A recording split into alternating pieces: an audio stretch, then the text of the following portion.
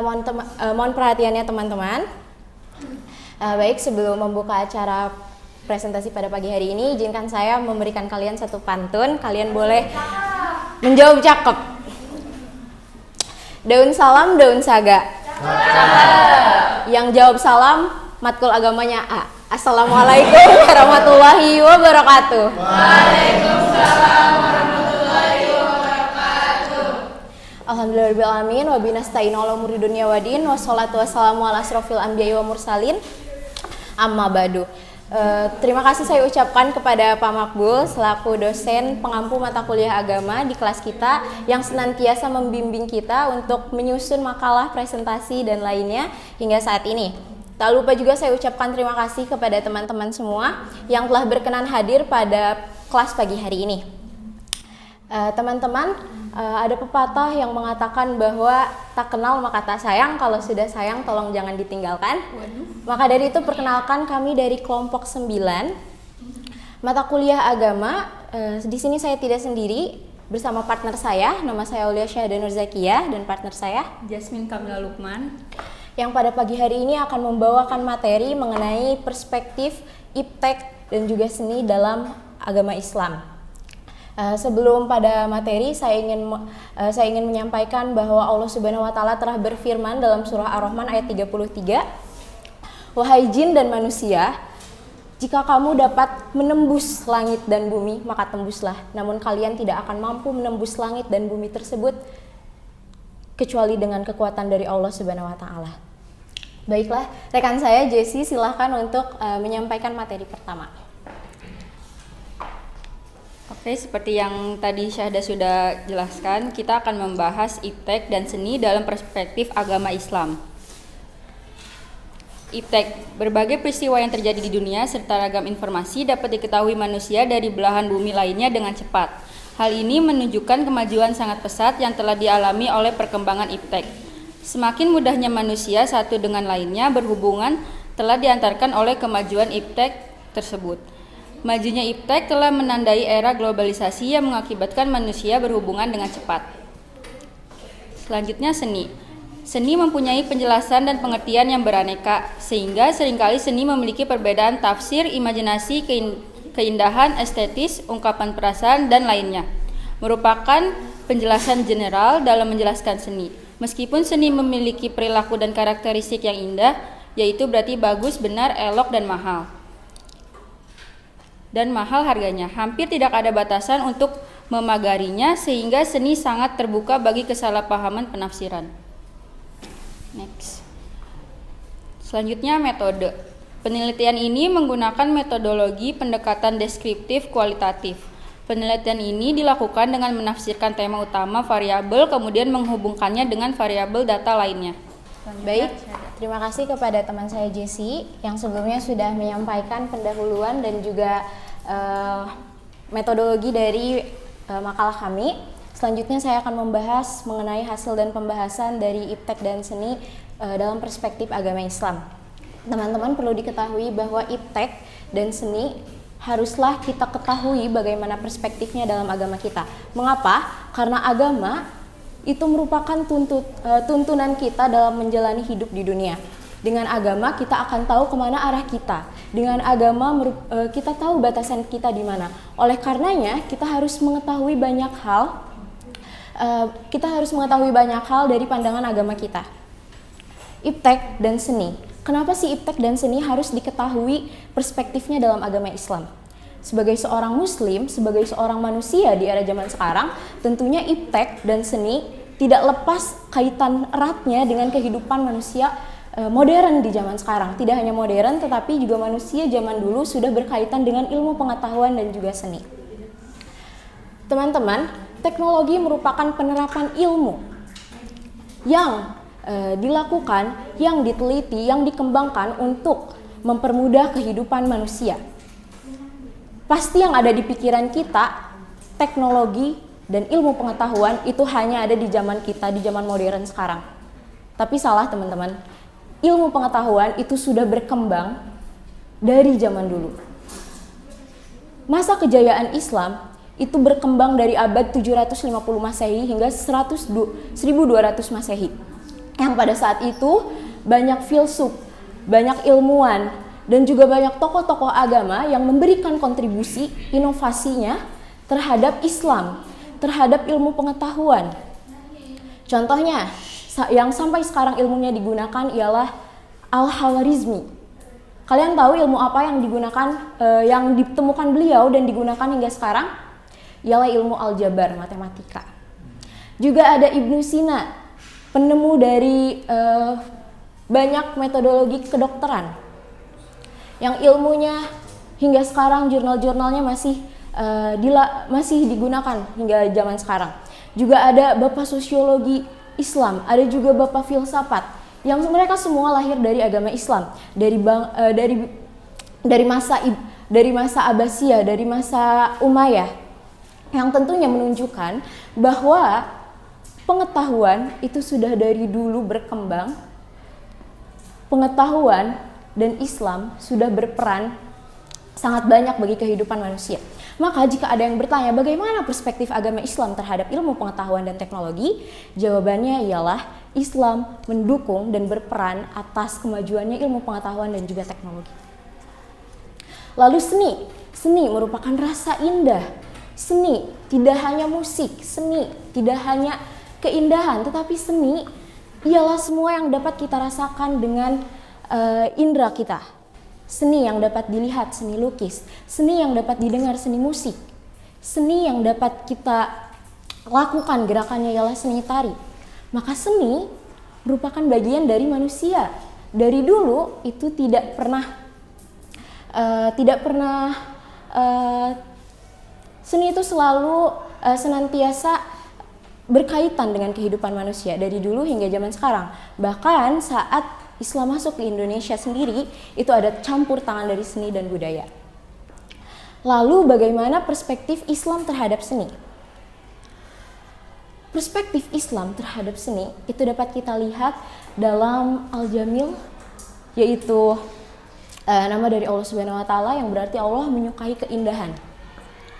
Teman-teman di sini ada yang berpendapat bahwa seni itu nggak boleh di Islam? Boleh mengacungkan tangan? Yang memiliki pendapat seni tidak boleh? Yang memiliki pendapat musik itu haram? Sini siapa yang memiliki pendapat bahwa musik itu haram? Seni itu haram? Gimana yang bikinnya musik sih, kadang ada musik yang mengandung arti yang sangat beda ya. Ada musik yang artinya tuh ke Islamik, ada yang musik yang mengandung artinya itu sangat dark. Jadi gimana kita ingat juga sih cara menanggapinya, musik itu haram atau tidak? Betul.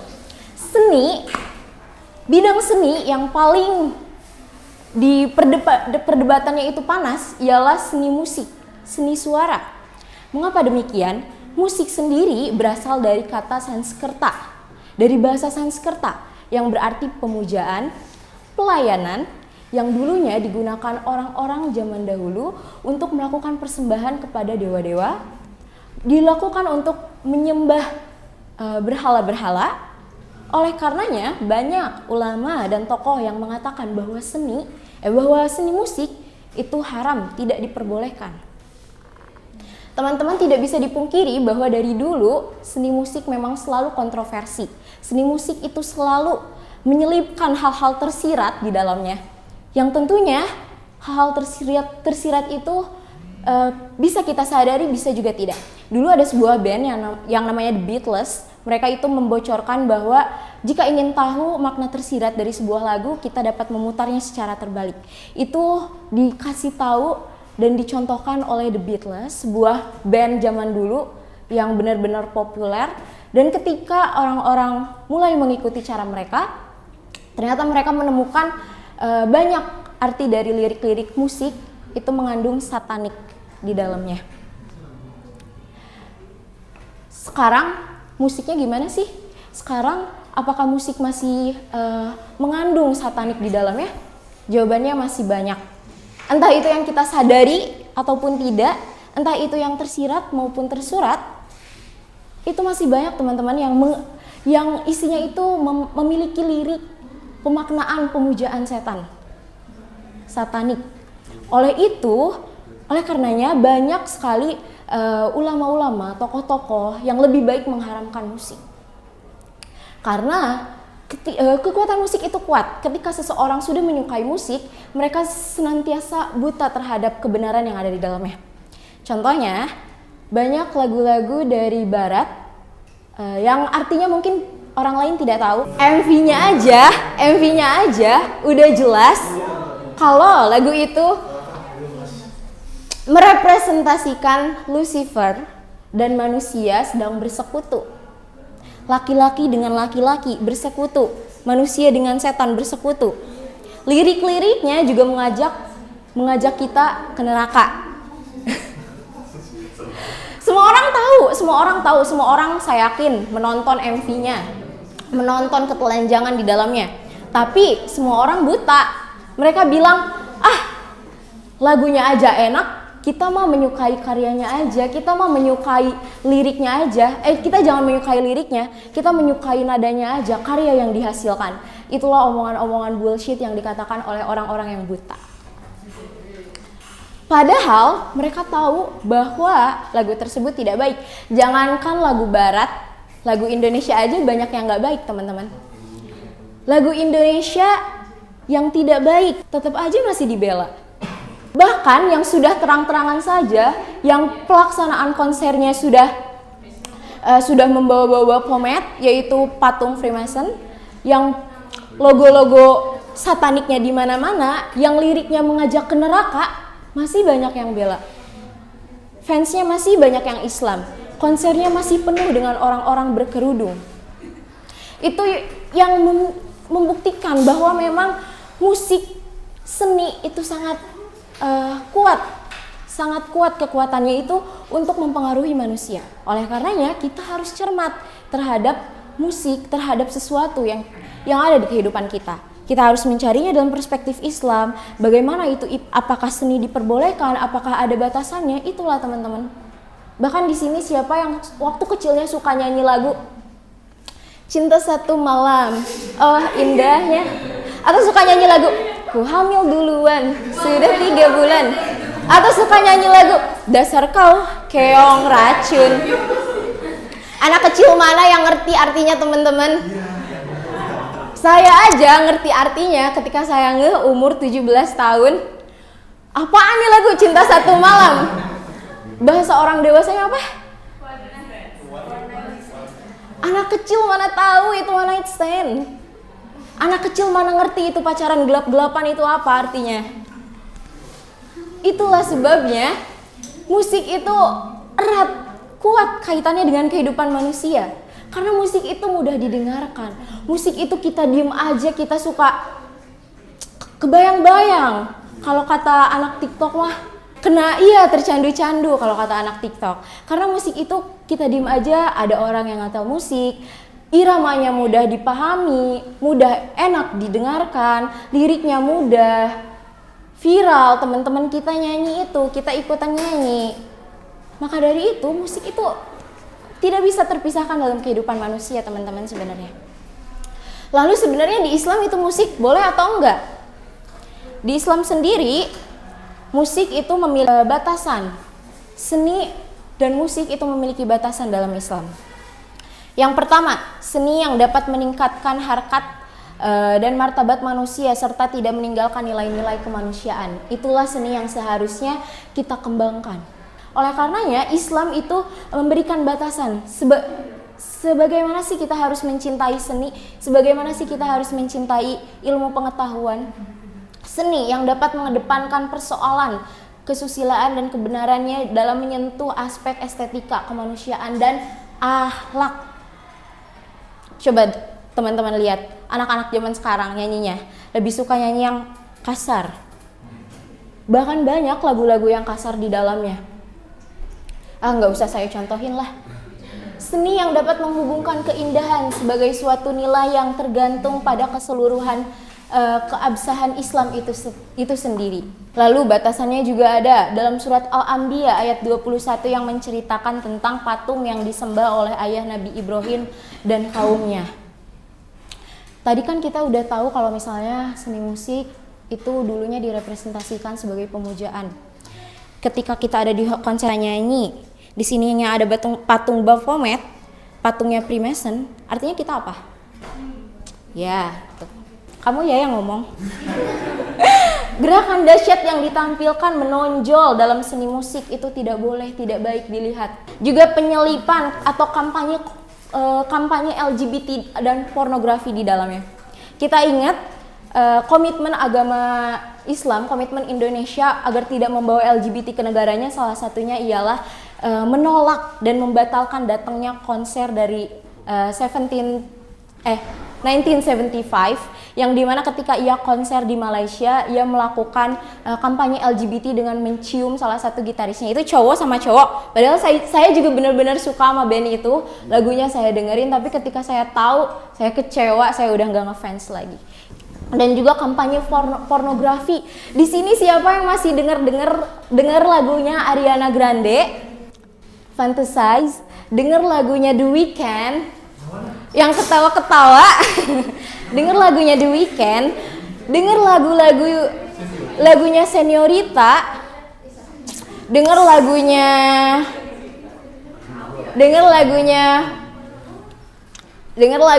oh ya, katanya jangan diungkap semua. Pasti semua anak PBI itu tahu lagu-lagu bahasa Inggris tuh nggak mungkin mereka nggak tahu artinya. Bahkan genre-genre lagunya itu pasti lagu-lagu barat. Padahal udah tahu itu artinya nggak benar, padahal udah tahu itu artinya pornografi, tapi tetap aja didengar. Selanjutnya, bagaimana dengan iptek? Apakah iptek ada hadis di dalamnya mengenai kita harus berperan aktif dalam iptek? Ada hadis yang pasti sudah kita ketahui dari zaman baheula, yaitu hadis untuk menuntut ilmu, seperti apa yang diterangkan dalam hadis Rasulullah SAW. Tolabul ilmi faridotun ala kulli muslimin wal muslimah. Itu merupakan bukti bahwa Islam itu benar-benar harus berperan aktif. Islam itu mendorong umatnya terhadap ilmu pengetahuan. Selanjutnya, dan ada juga Quran surah Al-Mujadalah yang mengatakan, berdirilah kamu maka berdirilah, niscaya Allah akan meninggikan derajat orang-orang yang berilmu, meninggikan derajat orang-orang yang senantiasa mencari ilmu pengetahuan. Boleh kalian lihat di slide yang tebak gambar, itu merupakan contoh penerapan ilmu pengetahuan dan juga seni di kehidupan sehari-hari manusia. Ada yang contohnya melakukan sholawat. Kan kita tahu bahwa seni musik itu seni yang didengarkan, maka dengarkanlah seni-seni, maka dengarkanlah lagu-lagu yang memang merepresentasikan Allah, keesaan Allah di dalamnya. Lalu juga ada masjid.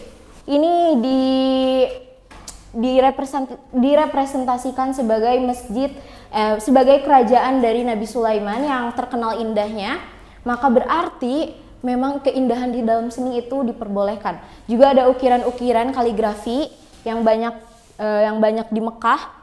Kita bisa lihat sebegitu indahnya Mekah, sebegitu indahnya Ka'bah. Tidak mungkin hal itu tidak berkaitan dengan seni, pasti berkaitan. Oleh karenanya, berarti Islam itu mencintai keindahan, Islam itu mencintai seni.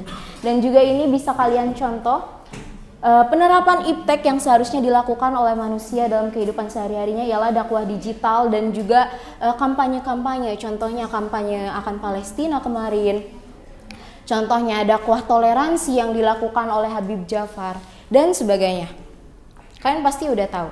Terus juga ada simpulan dari ilmu pengetahuan dan teknologi bahwa dalam perspektif agama Islam, ilmu pengetahuan dan teknologi itu diperbolehkan, teman-teman, asal kita tahu batasannya. Walaupun kita tahu, tapi kadang kita ya udah dengerin aja gitu. Tapi memang sudah seharusnya kita sebagai seorang muslim memiliki batasan, karena kita ini orang beragama, orang yang memiliki batasan, orang yang dituntun bagaimana caranya menjalani kehidupan. Baik teman-teman, karena pematerian sudah selesai, untuk diskusi lebih lanjut teman-teman boleh bertanya kepada kami. Ayo bertanya. Ayo silakan, ada yang mau bertanya nggak? Ya, assalamualaikum warahmatullahi wabarakatuh. Waalaikumsalam warahmatullahi wabarakatuh. Perkenalkan, saya Tala Rafandika. Jadi bisa dibilang saya ini adalah seorang listomania, dalam artian laki atau manusia yang sering mendengarkan musik atau suka gitu. Nah, saya sudah mengeksplor banyak sekali genre dalam musik. Salah satunya adalah genre yang bernama EDM, Electronic Dance Music. Jadi basicnya itu adalah salah satu genre yang party gitu ya. Ya semacam genre elektronik yang party gitulah. Tapi saya hanya mengambil itu genre dari segi musiknya aja, bukan dari segi video klipnya. Seperti seperti party kebanyakan gitu loh, drugs dan lain sebagainya. Itu pastinya itu haram kan, bahaya gitu. Nah menurut Syahda ya, dalam Islam itu tuh tetap diperbolehkan nggak sih? Kayak saya nih, itu hanya mengambil dari musiknya aja, lagunya aja. Saya tidak mempedulikan video klipnya, saya tidak mempedulikan bagaimana budayanya atau gimana. Hanya dari musiknya saja, itu saja. Terima kasih. Terima kasih atas pertanyaan dari Atala. Seperti yang sudah saya bilang, memang biasanya musik itu sangat candu, sangat adiktif terhadap kehidupan manusia. Memang tujuan-tujuan orang yang melakukan, memproduksi suatu musik, suatu lagu itu untuk yang namanya untuk membuat orangnya kecanduan. Bahkan dibuatnya musik tersebut biasanya emang bikin orang tuh nggak peduli terhadap liriknya dan lagunya. Emangnya satanik itu mau menyadarkankah ke manusia, apakah mau secara terang-terangan memberikan liriknya terhadap manusia bahwa dia itu menyembah setan? Kan enggak. Jadi sebaiknya tidak, kalau pendapat saya itu sebaiknya tidak, karena memang banyak dari musik yang mengandung satanik, yang mengandung lirik tidak baik, ya memang pasarnya itu atau marketnya itu dilakukan untuk menarik halayak sekitar saja, sehingga mereka tidak mempedulikan lirik, mereka tidak mempedulikan video klipnya yang tidak baik, ya memang seperti itu. Jadi kalau misalnya kamu bertanya pendapat saya, itu tidak boleh, karena itu emang strategi mereka ya kayak gitu, untuk bikin kita kecanduan. Baik, perkenalkan nama saya Karlina. Di sini saya akan bertanya, kan tadi kan Syahda kebanyakan menjelaskan tentang musik. Nah, saya di sini akan bertanya tentang seni lainnya ya, termasuk seni lukis ataupun seni kayak patung kayak gitu. Kan patung juga banyak mengandung arti ya. Iya. Apalagi patung-patung sekarang tuh banyak yang patungnya bentuknya agak nggak ini gitu. Kadang tuh Mau jawab gak? kan kalau patung kan atau lukisan punya arti yang sangat tidak bagus. Contohnya misalnya pornografi gitu. Nah, itu menurut kalian gimana tentang yang berkomentar di dunia seni gitu, yang misalnya komentar seniman ini sama si masyarakat ini, karena kan jadi menimbulkan perdebatan gitu loh, antara yang satu bilangnya bagus, yang satu laginya bilangnya nggak bagus. Terima kasih. Oke, terima kasih kepada Karlina yang sudah mencoba menjelaskan dan bertanya agar yang ditanya itu mudah memahami artinya. Jadi yang dimaksud Cici itu gimana sih orang yang misalnya menilai ada satu seni yang menilai misalnya seni abstrak, kata orang itu ini mah seninya kayak gitu doang, tapi kata orang lain inilah seni, inilah yang merepresentasikan seni. Jawabannya ialah seni itu bersifat subjektif. Jadi bagusnya di mata kita belum tentu bagus di mata orang lain. Seni juga tidak dapat diartikan secara langsung. Contoh, seni itu cuma bisa diartikan oleh pelukisnya biasanya. Contohnya ketika kita ke museum, kita lihat ini seni apa, kayak cuma titik doang, tapi kata orang itu seni. Tapi ternyata setelah kita tahu menurut pandangan pembuatnya seni tersebut merepresentasikan bla bla bla bla. Oleh karenanya kalau misalnya emang ada yang membuat suatu karya seni, ya sudah apresiasi saja, walaupun misalnya dalam hati kita menganggap itu gak bagus, kurang atau gimana, ya sudah, karena semua orang memiliki penilaiannya masing-masing dan seni itu bersifat subjektif gitu. Tapi kalau misalnya ada seni yang tidak baik, yang misalnya mengandung pornografi, mengandung satanik dan sebagainya, itu sudah pasti harus kita tinggalkan begitu. Kalau misalnya kayak kita enggak kok, ini enggak mengandung satanik kok, aman kok, gimana ya berarti orang-orang yang bermaksud untuk menyelipkan satanik, pornografi dan sebagainya yang tidak baik di dalamnya, orang itu berhasil memasangkan target pasarnya terhadap kita. Selanjutnya ada lagi yang ingin bertanya? Di sini kita ada kuis ya. Iseng-iseng aja gitu biar. Jadi kalian tolong bantu isi ya. Kuisnya itu berhadiah, dibikin sama partner saya lewat Kahot. Sabar. Ada kok. Yang pengen ikut kuis cuma karena hadiah ada, tenang. Nilai A ya Pak ya? Udah semua teman-teman? Udah, mulai Udah aja. semua. Oke, kita mulai ya. Jawabannya yang wajib ya guys. Jawabannya yang C. Terakhir nih. Yang bener ya. Aduh ini susah banget ini. Namanya yang bener namanya. Yang bener ya, yang bener bukan nama panggilan ya. Aduh, gak tahu gimana sih. Jawabannya C. Yang menang siapa? Juara 3. Diraih oleh Alwan. Yang Juara kedua 2. Lavi. Yang pertama Rizky. Kepada saudari Rizky silahkan ke depan. Saudara Rizky silahkan ke depan. Saudara. Ayo Rizky ke depan. Iya. Juara 1 doang. Teman-teman di mana-mana itu juara itu 1 doang. Juara itu nomor 1. Kalian gak mau kan diduakan, ditigakan, jadi ya udah 1 aja. Ntar ya.